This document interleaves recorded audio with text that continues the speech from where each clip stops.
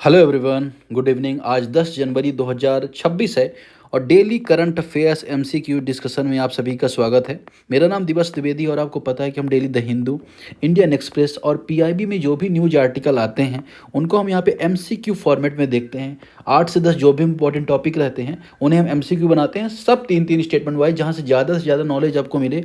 साथ ही उसका static analysis भी करते हैं, स्टैटिक लिंकेज भी आपको प्रदान करते हैं। मतलब ऐसा कोई कीवर्ड नहीं बचेगा जो आपको सिंप्लीफाई ना करे या उससे जुड़ी चीज़ ना बताए। आपको कुछ भी रिसर्च नहीं करना है, सिर्फ और सिर्फ ये वीडियो देखना है और ये पीडीएफ आप प्रिंट करवा लीजिए। आप अपनी प्रैक्टिस के लिए रखिए, बेफिक्र हो जाएगी प्रीलिम्स के करंट अफेयर के लिए खास तौर पे।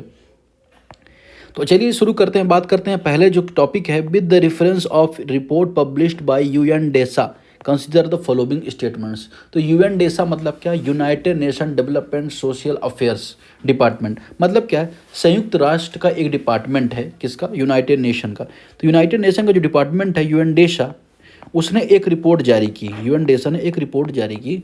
उस रिपोर्ट में यूएन डेसा ने क्या बताया कि भारत की जो अर्थव्यवस्था है, मतलब इंडियन इकोनॉमी के बारे में उन्होंने बताया। इंडियन इकोनॉमी के बारे में। अब इंडियन इकोनॉमी से रिलेटेड क्या डाटा दिया? उन्होंने कहा कि करंट जो फिनेंस ईयर है ना, इस फिनेंस ईयर में जो इंडिया की इकोनॉमी है वो 7.4% की दर से बढ़ सकती है। ठीक है, अब ये 7.4% ये इनका प्रिडिक्शन है, जिसमें उन्होंने दो सबसे बड़े कारण दिए ऐसा क्यों हो सकता है। हालांकि टैरिफ एंड बहुत सारी चीज़ें हुई, लेकिन इसका दो मेजर कारण उन्होंने बताया। जो हाउस होल्ड कंजप्शन या घरेलू उपभोग उसे कहा जाता है। हाउस होल्ड कंजप्शन या घरेलू उपभोग, दोनों मीडियम आपस में अपने हिसाब से लिख लीजिएगा। और दूसरा पब्लिक इन्वेस्टमेंट या सार्वजनिक निवेश। सार्वजनिक निवेश बढ़ा है, इनका ऐसा मानना है। साथ ही घरेलू लेवल पर, मतलब आम लोगों के जीवन में जो खर्चे हैं वो बढ़ें, जिस वजह से कहीं ना कहीं ये चीज़ें बढ़ सकती हैं। तो ये यूएन डेसा की रिपोर्ट में आया है। अब यूएन डेसा की रिपोर्ट में आया तो यूएन डेसा कौन कौन से रिपोर्ट निकालता है ये भी आपके लिए जानना उतना ही इंपॉर्टेंट हो जाता है। लेट सपोज आपसे पूछ दिया गया कि ये रिपोर्ट किसकी है और आप कंफ्यूज होकर ग्लोबल इकोनॉमिक फोरम लगा दिए, कुछ भी वर्ल्ड इकोनॉमिक फोरम कुछ भी लगा दिए। तो यूएन डेसा, अगर हम बात करें यूएन डेसा तीन रिपोर्ट मेजर निकालता है। पहली रिपोर्ट कौन सी यूएन डेसा की? World economic situation and prospectus report. World economic लिख लीजिए आप लोग, world economic situation and prospectus. Prospects वेली प्रोस्पेक्टस नहीं, प्रोस्पेक्ट्स रिपोर्ट ये निकालता है। ठीक है, तो ये पहली रिपोर्ट हो गई। दूसरी रिपोर्ट वर्ल्ड सोशल रिपोर्ट, मतलब विश्व सामाजिक रिपोर्ट भी कौन निकालता है? ये यूएन डेसा निकालता है, वर्ल्ड सोशल रिपोर्ट। तो ये भी रिपोर्ट यही निकालता है। और तीसरा sustainable development goal report, SDG goal report है ना, SDG sustainable development goal report. ये भी रिपोर्ट कौन निकालता है? यूनाइटेड नेशन डेवलपमेंट का जो ये संस्थान है, यूनाइटेड नेशन का जो संस्थान, United nation department and economic social affair से यह निकालता है। अब अगर हम बात करें ये क्या है एसडीजी का, ये जो डिपार्टमेंट है ना, एसडीजी से क्या संबंध है इसका? एसडीजी का कोऑर्डिनेटर है, मतलब समन्वयक है। ये देखता है ये कौन से देश जो सस्टेनेबल डेवलपमेंट के जो टारगेट है, 17 टारगेट हैं, और 17 एसडीजी गोल्स हैं और 169 टारगेट्स हैं। तो जो देश हैं इन टारगेट्स को पूरा कर पा रहे हैं नहीं कर पा रहे हैं, उनके बीच कोऑर्डिनेशन को ये देखता है कौन? यूएन डेसा देखता है। इसके अलावा पॉवर्टी उन्मूलन हो, है ना, पॉवर्टी रिडक्शन हो, गरीबी उन्मूलन, इनइक्वालिटी को कम करना हो, ये सब चीज़ें भी ये देखता है। ठीक, ये बात हो गई। अब अगर हम बात करें यूएन डेसा के एसडीजी गोल के बारे में थोड़ा सा देख लेते हैं। तो यहाँ पे आप देखिए एसडीजी गोल 17 एसडीजी गोल्स हैं और 169 टारगेट हैं। तो पहला गोल कहता है नो पॉवर्टी, दूसरा गोल यहाँ पे आपका कहता है जीरो हंगर, भुखमरी खत्म करना। देखिए गरीबी खत्म होगी तो भुखमरी भी खत्म होगी, भुखमरी से अच्छा स्वास्थ्य हो जाएगा, स्वास्थ्य आपका अच्छा हुआ तो 4 से आप एजुकेशन पाएंगे, एजुकेशन अगर कोई सीख लेता है तो उसके अंदर जेंडर इक्वलिटी आ जाती है, इस तरह से हमने याद किया था। फिर क्लीन वाटर 6 में आ जाता है, 7 में अफोर्डेबल क्लीन एनर्जी, पहले साफ पानी फिर साफ ऊर्जा,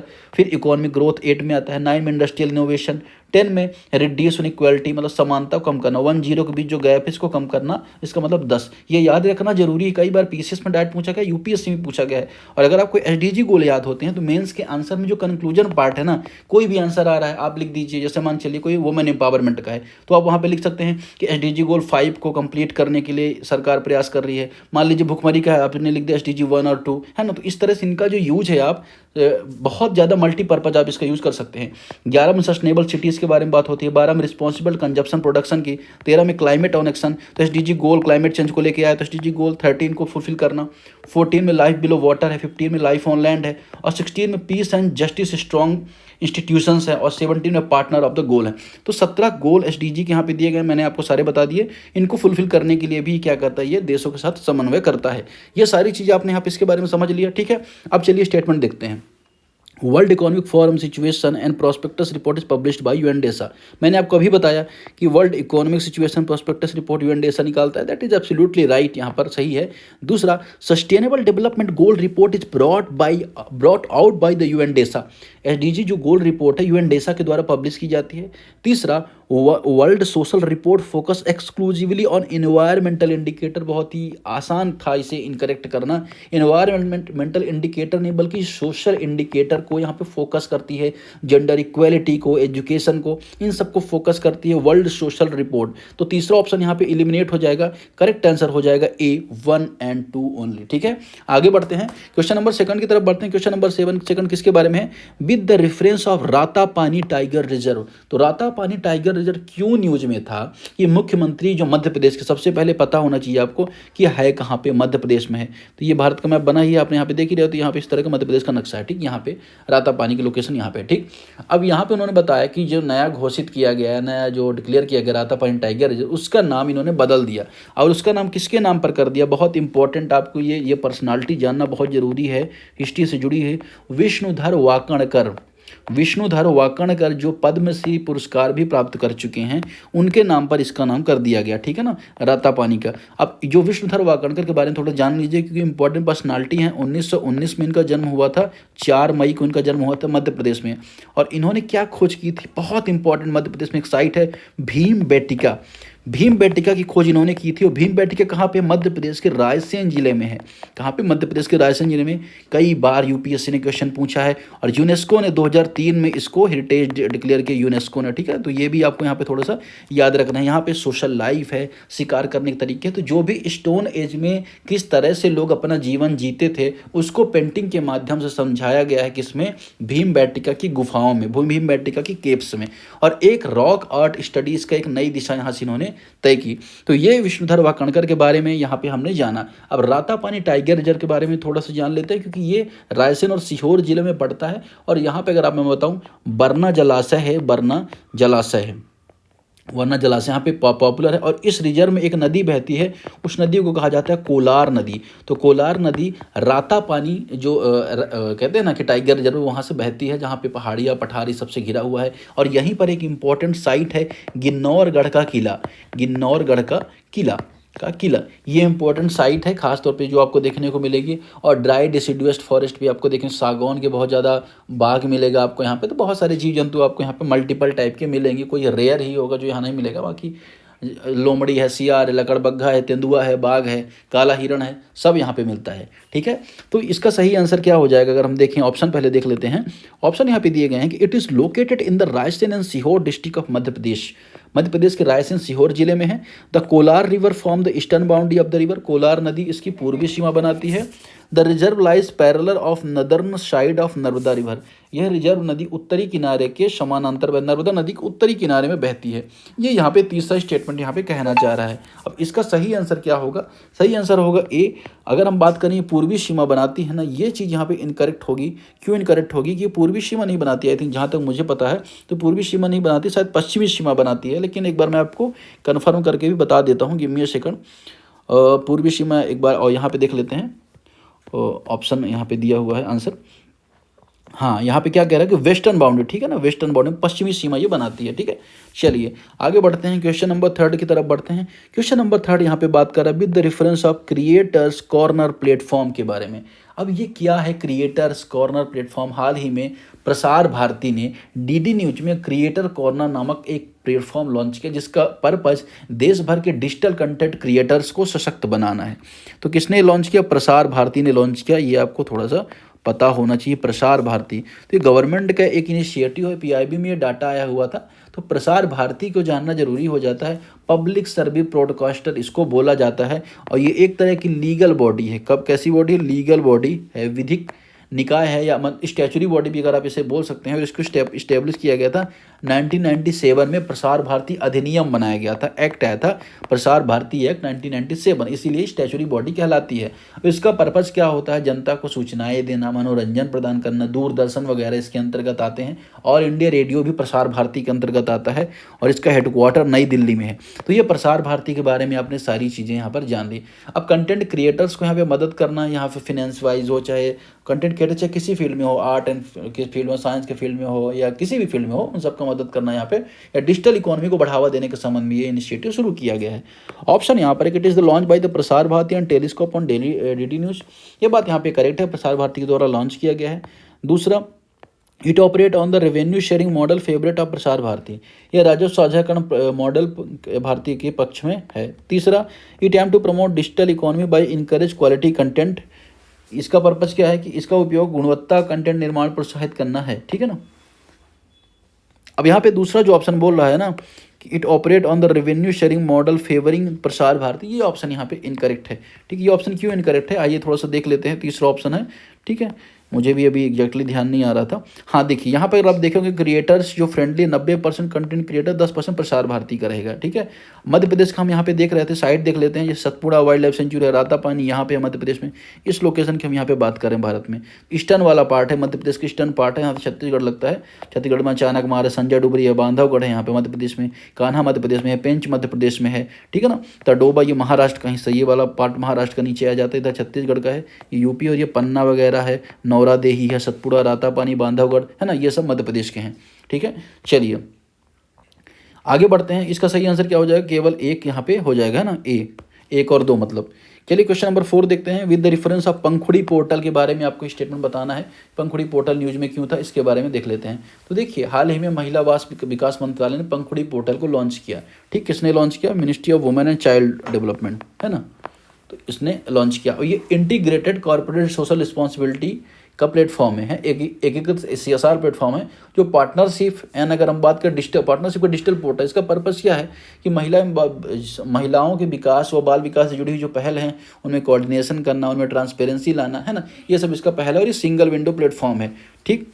कौन कौन जुड़ सकते हैं, NRI जुड़ सकते हैं इससे, CSR जो कॉर्पोरेट जो पैसा देते हैं वो जुड़ सकते हैं, गवर्नमेंट एजेंसी जुड़ सकते हैं, NGO जुड़ सकते हैं, ये सारे जुड़ सकते हैं।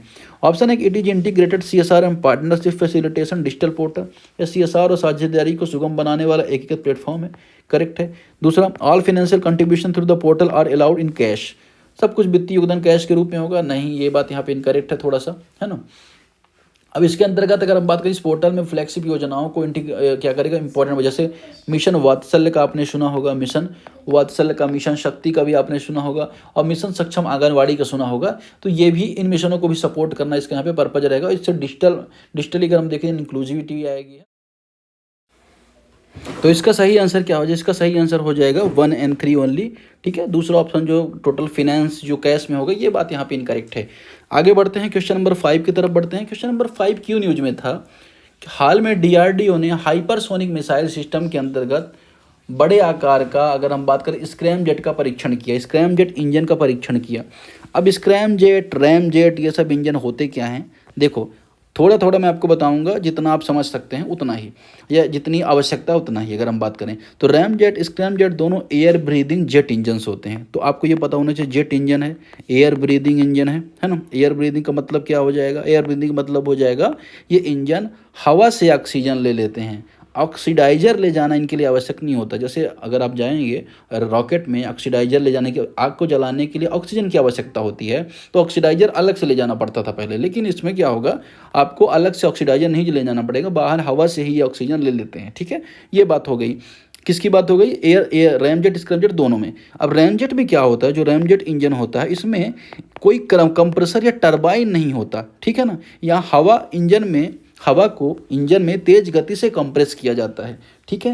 ये तेज गति से जो हवा आती है ना, उसे इनलेट में उसके चली जाती है ना, और हवा धीमी होकर दबाव में या प्रेशर में बदल जाती है और ईंधन जल जाता है, ठीक है ना। और हवा जो गर्म गैस पीछे निकलती है वो थ्रस्ट पैदा करती है, ठीक। तो ये बात हो गई। और वहीं स्क्रैमजेट के बारे में बात करें तो अब ये स्क्रैमजेट सुपरसोनिक कंबसन रैमजेट इनको बोले जाते हैं। तो रैमजेट की सारी क्वालिटी इसमें भी होती हैं, पर ये सुपरसोनिक होता है, मतलब हवा जो सुपरसोनिक स्पीड में होती है। मैंने आपको बताया था मैक 5 की जो स्पीड होती है सुपरसोनिक स्पीड होती है, तो ये मैंने आपको बताया था, ठीक है ना। कल बताया था आपको कि जो मैक की अलग अलग स्पीड के बारे में समझाया था। कल हमने बहुत डिटेल से हवा की जो स्पीड में चीज़ें चलती हैं उसको यहाँ पे समझा था, ठीक है। तो ये बात हो गई किसके बारे में, रैमजेट स्क्रैमजेट के बारे में। रैमजेट की एक और खासियत है कि रैमजेट में वही इंजन चलते हैं जिनकी स्पीड 2 मैक से 4 मैक हो, मतलब सुपरसोनिक नहीं होनी चाहिए। और जो अगर स्क्रैमजेट होते हैं वो सुपरसोनिक इंजन में या मैक 5 से लेकर मैक 15 तक के माध्यम से ये चलते हैं।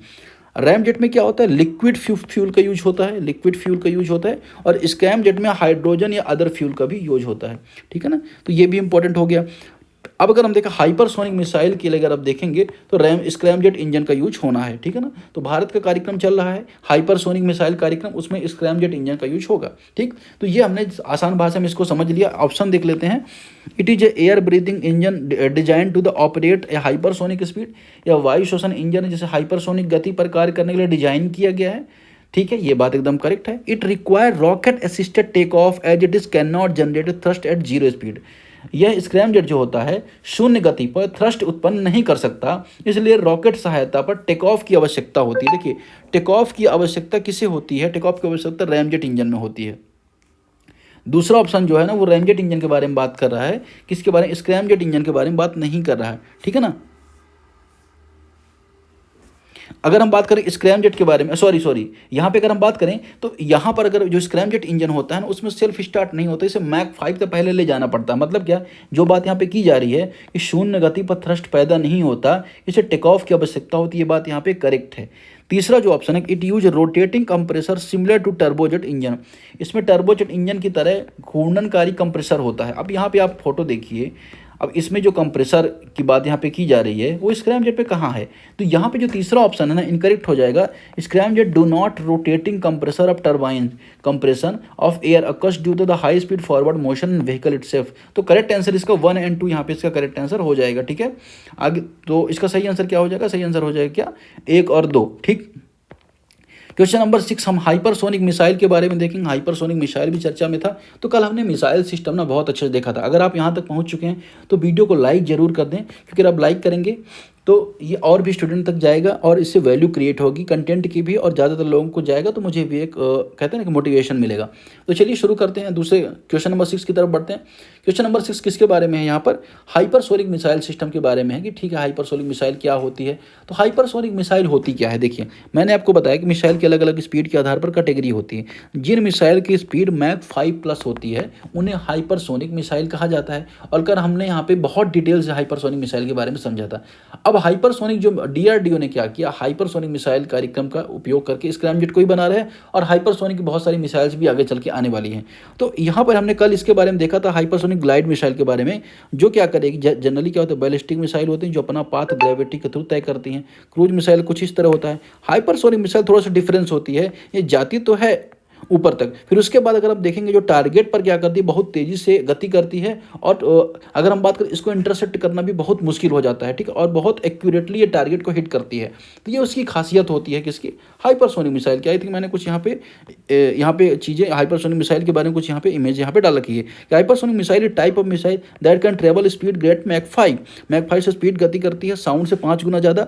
Make it is much faster than conventional missile, conventional missile compare में बहुत तेजी से गति करती है। और missile are capable of flying high altitude, है ना, और बहुत हाई अल्टीट्यूड में भी क्या करती है, ट्रैवल कर सकती है, ठीक है। अब अगर हम बात करें hypersonic glide are powered through their flight by scramjet engine. Hypersonic glide vehicle पूरे उड़ान पथ में स्क्रैमजेट इंजन संचालित होती है। मैंने आपको बताया कि जरूरी नहीं है स्क्रैमजेट इंजन से, अगर हम बात करें, हालांकि हम इंजन डेवलपमेंट का प्रयास कर रहे हैं, यहाँ पे स्क्रैमजेट इंजन को हाइपरसोनिक मिसाइल से जोड़ा जाएगा, लेकिन कहते हैं ना कि पूरे पाथ में, पूरे रास्ते में स्क्रैमजेट इंजन नहीं।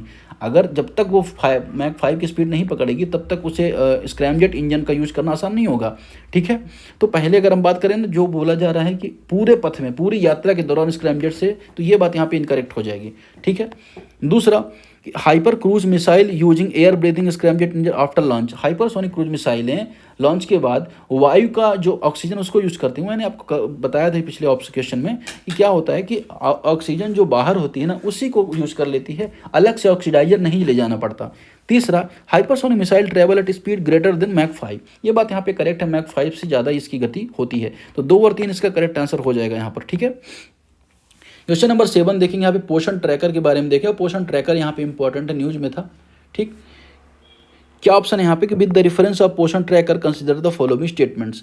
अब यहाँ पे जो ministry of women and child development है ना, इनका एनुअल रिव्यू आया है। इनके एनुअल रिव्यू में बहुत सारी बातें की सरकार की जो महिलाओं के संबंध में बहुत सारी स्कीम हैं उनकी यहाँ पे चर्चा की गई। उनमें कुछ मैं आपको बताना चाहूँ, जैसे अगर आपने मिशन आंगनवाड़ी एंड पोषण आपने देखा होगा 2.0, ये एक अम्ब्रेला स्कीम है जिसमें जितनी भी आंगनवाड़ी की सेवाएँ हैं, पोषण संबंधी न्यूट्रिशन संबंधी सेवाएँ हैं, किशोरियों की सेवाएँ हैं, और उनमें 9 करोड़ से ज़्यादा लाभार्थी, उनको सभी को लाभ मिल रहा है, ये यहाँ पे स्कीम में बताया गया। अब पोषण ट्रैकर जिसको शुरू किया गया था मार्च 2021 में सरकार द्वारा, वो पोषण की जो न्यूट्रिशन की सेवाएं सरकार दे रही है उसको ट्रैक करती है कि आंगनवाड़ी केंद्र के माध्यम से बच्चों को न्यूट्रिशन मिल रहे हैं, नहीं मिल रहे हैं, और ये 24 भाषाओं में रिपोर्ट तय करती है ना। और इसको पुरस्कार भी मिला, प्रधानमंत्री एक्सीलेंस अवार्ड 2024 में इस स्कीम को मिला है। तो पोषण ट्रैकर स्कीम है, पोषण से संबंधित है, मार्च 2021 में लॉन्च किया गया था, और अभी रिपोर्ट जो आई है ministry of women and child development की एनुअल रिव्यू रिपोर्ट, उसमें इसके बारे में बताया गया है। तो ये चर्चा में है। इसके साथ एक और न्यूज चर्चा में है, उसकी स्कीम में मैं आपको बता देता हूँ, पीएम मातृ वंदना योजना, PMMMBY। ये भी अगर हम देखें ना तो किस तरह की स्कीम, केंद्र प्रायोजित सेंटर स्पॉन्सर्ड स्कीम है, यह भी बहुत ज़्यादा चर्चा में थी।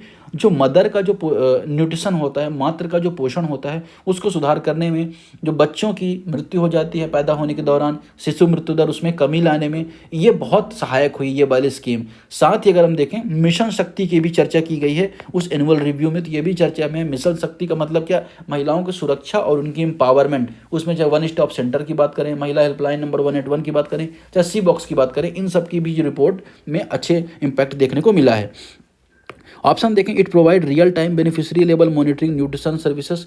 पोषण सेवाओं को लाभार्थियों को वास्तविक रियल टाइम निगरानी प्रदान करती है, 24 भाषाओं में है, ये भी करेक्ट है। It was launch as a part of mission Shakti, mission Shakti के पार्ट के रूप में लॉन्च किया गया था, ये ऑप्शन इनकरेक्ट है। देखिए मिशन शक्ति के पार्ट के फॉर्म में इसका नहीं लॉन्च किया गया था, मैं आपको बता दूं ये सेपरेटली लॉन्च हुई 2021 में। मिशन शक्ति में 3 चीज़ें आएंगी। मिशन शक्ति में कौन कौन, 1 स्टॉप सेंटर आएगा, OSC आएगा, है ना, दूसरा आ जाएगा महिला हेल्पलाइन, और तीसरा सी बॉक्स जो कंप्लेन बॉक्स है महिलाओं के संबंध में, वर्क प्लेस में जो हरासमेंट होता है उसको लेकर सी बॉक्स बनाया गया है। उसको अगर हम देखेंगे इसके अंतर्गत लॉन्च किया गया था, किसके अंतर्गत, मिशन शक्ति के अंतर्गत। 1 2 करेक्ट आंसर हो जाएगा। लास्ट क्वेश्चन देखेंगे हम यहाँ पे, प्रवासी भारतीय दिवस 9 जनवरी को मनाया गया, और इस दिन 1915 में गांधी जी की वापसी हुई थी भारत में, इस वजह से इसे प्रवासी भारत दिवस के रूप में मनाया जाता है। और बहुत सारे भारत में प्रवासी, लगभग 30 मिलियन के आसपास प्रवासी भारत से बाहर रहते हैं, और वो भारत को रिप्रेजेंट करते हैं, वहाँ से बहुत सारा पैसा भी भारत में भेजते हैं, है ना, और रिमिटेंस के फॉर्म में भी आता है। तो वो यहाँ पे देखना जरूरी हो जाता है। उसमें सबसे ज़्यादा जो क्षेत्र हैं, अगर हम गल्फ रीजन में सबसे ज़्यादा रहते हैं, फिर नॉर्थ अमेरिका में US वगैरह, कनाडा में बहुत ज़्यादा रहते हैं, फिर यूरोप में रहते हैं। तो इसको लेकर यहाँ पे हमने बहुत सारी स्कीम भी चलाई, जैसे नो इंडिया प्रोग्राम चलाया हमने, विदेश मंत्रालय में OCI कार्ड योजना शुरू की, जिसमें वो भारत में घूमने आना चाहते हैं या कुछ यहाँ पे शुरुआत करना चाहते हैं तो भारत सरकार उनकी मदद करती है। ऑप्शन है, इट इज़ ऑब्जर्व एनुअली 9 जनवरी, 9 जनवरी को ऑब्जर्व किया जाता है। जैसे आज 10 जनवरी है तो आज हिंदी दिवस को ऑब्जर्व किया जाता है, हिंदी दिवस को, ठीक है ना। और हिंदी हमारी राजभाषा, ऑफिशियल लैंग्वेज है, ठीक है। It कमोरेट Mahatma Gandhi return of south Africa, 1915 में गांधी जी के वापस आने पर इसे स्मृति में मनाया जाता है। It aim to recognise contribution of overseas Indian to India development, इसका उद्देश्य भारत में विकास में प्रवासी भारतीयों के योगदान को मान्यता देना है। इन तीनों में सही आंसर क्या हो जाएगा, आई थिंक सी आंसर इसका सही हो जाएगा, ठीक है। तो आज के डिस्कशन फिलहाल इतना ही। ये एक्सप्लेनेशन है, बहुत अच्छा दिया हुआ है यहाँ पे, पूरा हिंदी और इंग्लिश दोनों में। आप PDF डाउनलोड करने के लिए हमारे टेलीग्राम चैनल को ज्वाइन कर सकते हैं @India।